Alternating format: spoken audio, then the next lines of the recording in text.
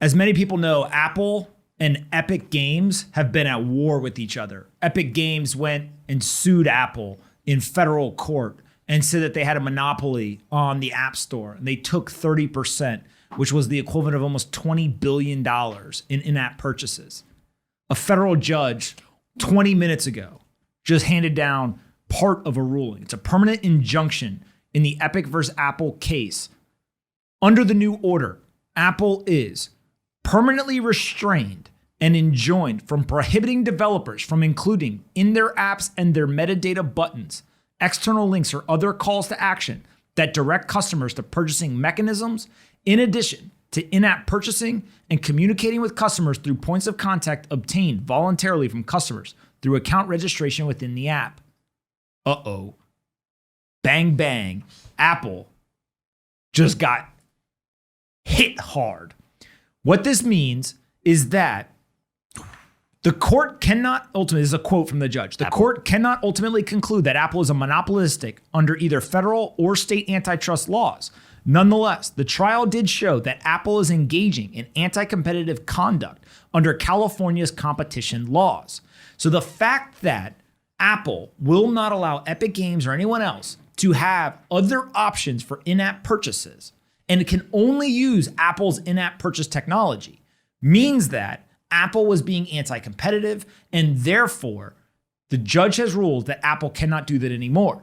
Epic Games looks like they are likely to win from a spirit of what they were trying to accomplish, saying that Apple should not be able to force us to use their technology for in-app purchases. We should be able to have our own in-app purchase technology. We should be able to communicate with our customers without Apple stepping in the way.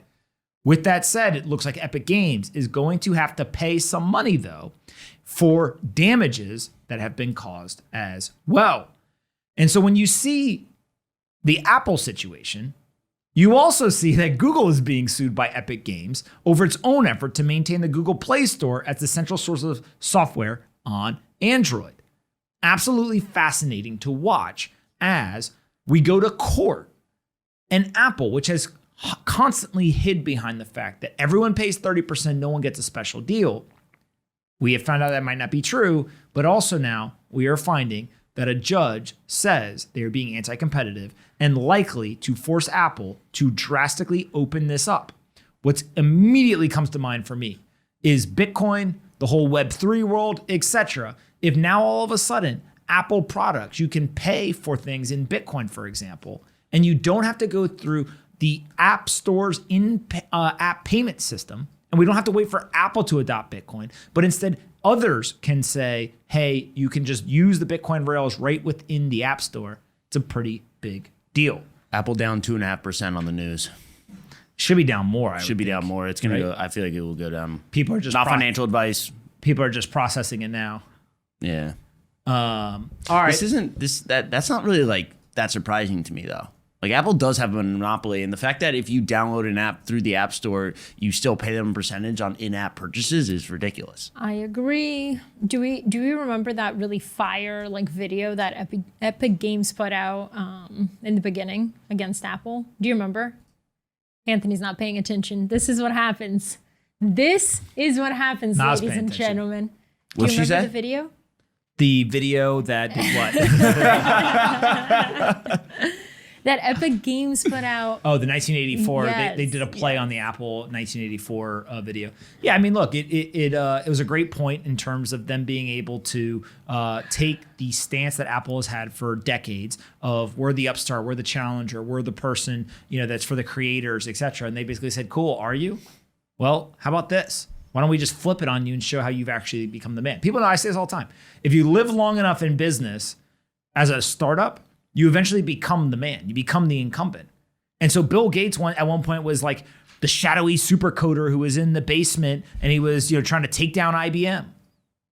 Now Bill Gates is a multi-billionaire and everyone, half the world thinks he's evil. And the other half of the world thinks that he's, intelligent. Like literally 40 years ago, he was a shadowy supercoder.